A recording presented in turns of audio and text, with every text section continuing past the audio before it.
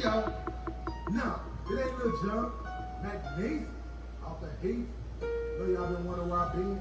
Damn. Shit, I ain't dropped since when? 2001? Yo, Kicking with Sneak. I got the OG and Henderson in the building. McNabb, say what's up. Yeah, man. Running this game. I tell y'all what, though. When you see me,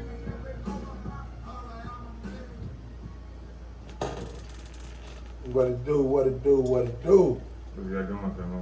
Man, you know me, man. Just out here chilling, man. Glad you invited me, man. What you got on your mind? Not serious. Finna go through the questions, ask you some questions, Camo. Where you from, Camo? Man, I'm originally from Henderson, Tennessee, man. You know, by way of Omaha, Nebraska. You know, everybody that know me, know I was raised. I was born in Henderson. You know, my grandma died when I was like in the 4th grade, and I moved to the city and came back later on in my life, man, to the town. And been in Tennessee ever since. Okay. What's your recording process on how you do your music? Well, man, being basically, my music is based on a true story. You know, I've been through so much in my life, man. Once the game, rap music done elevated to another level. Once it did, with Tupac, NWA, once they started telling their stories, I just felt like, I had a story to tell too. So, I just was like, man, let me tell my story. So that's just basically what I wrote my real life. Okay. That leads into my next question, like, what inspired you to do music? Well, basically, it was my life, and like I said, again, Tupac, Ice Cube, all the guys I was hearing from the West Coast, once they came with that so-called gangster rap or whatever they wanted to call it, that inspired me more to tell my story. It's like, okay, because see, the thing about life is everybody got a story. So you just have to tell your story. So my story kind of related with their story. You know what I'm saying? Right. So I was like, well, shit, let me talk about what I done been through or what I'm going through at the present. You know what I mean? Yeah, I fuck with that. Do you wanna be signed, or do you want to stay independent as an artist? Man, at this point in my career and in my life, I can stay independent. But if somebody come with the right amount of money, I think I'll sign. I would sign with a label, but they had to come with the right amount of money, and my paperwork had to be legit.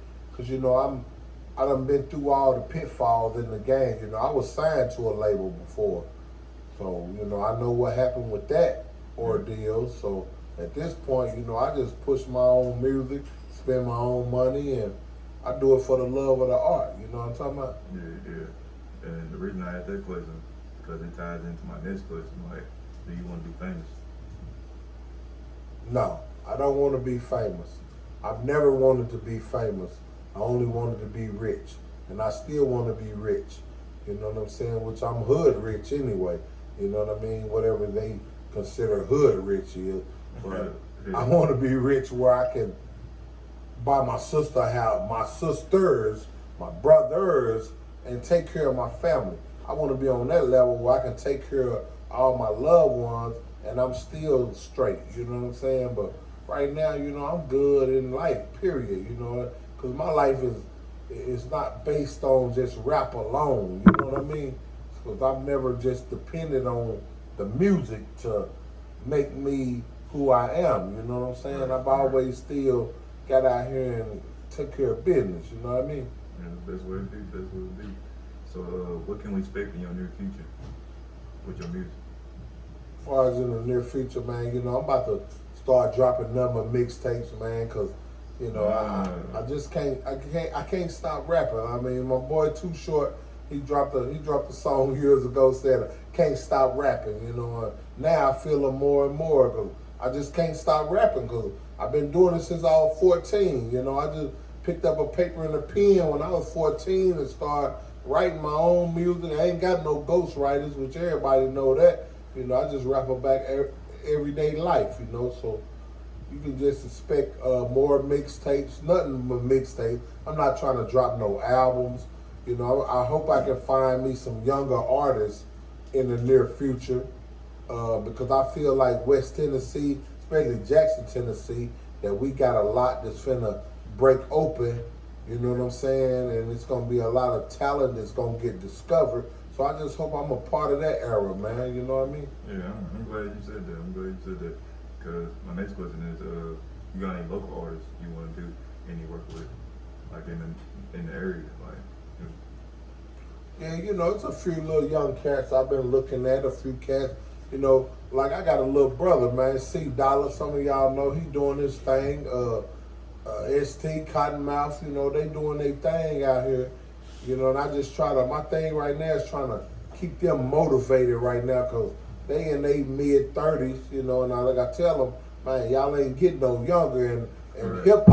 hip-hop is really like more of a young man's game, you know. Everybody looking for some young talent. You take, you know, Yo Gotti, he signed Glorilla. He's looking for young talent. We got a young cat, young producer named what's his name? Young D, I think. You know, he just signed him. He signed him when he was 14, but he's 17 now. So I think, like I say, the game is it's a young man's game. Right. Even though if you in your 40s, 50, whatever, if that's what inspires you, if that's what you want to do, keep doing your thing because there's a market for anybody. You know what I'm saying? Yeah. Whatever music, whatever you doing, it's a market out there for you. You just got to get in there and find out what your market is and push your product, man. You know, don't nothing get old but clothes. You know what I mean? Hey, okay, that's good. That was some wild words right there. I fuck with that. What kind of vibe you want to give your viewers when they listen to your music?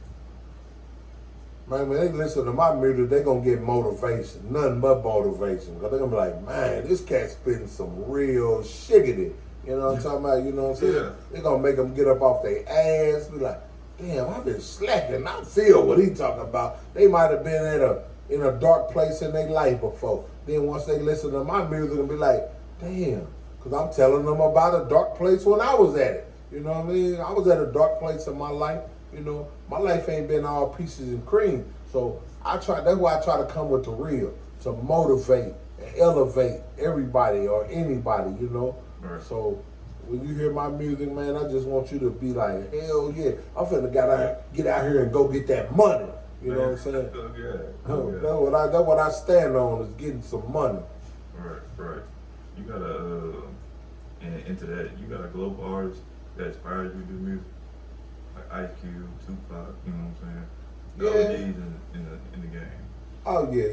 Globally, like I said, man, back in, like I said, 80, 87, 88, man, you know, Ice Cube, I think back in the day, Ice Cube became one of my biggest inspirations, you know what I'm saying? I used to think I was Ice Cube at one time.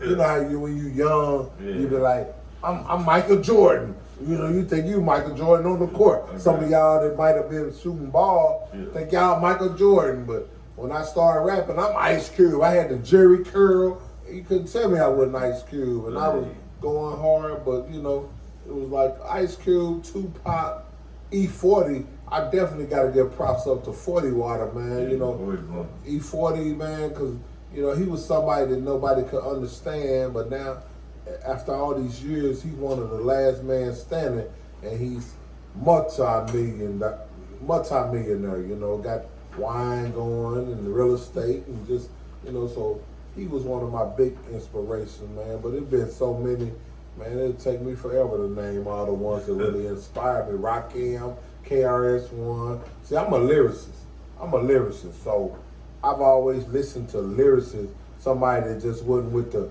ABC rap, you know, somebody that can kind of swap them words up and, you know. I don't like the ABC rap, man. That shit played out for like, you know what I'm saying, that I get it here, I flip it there, you know what I'm saying.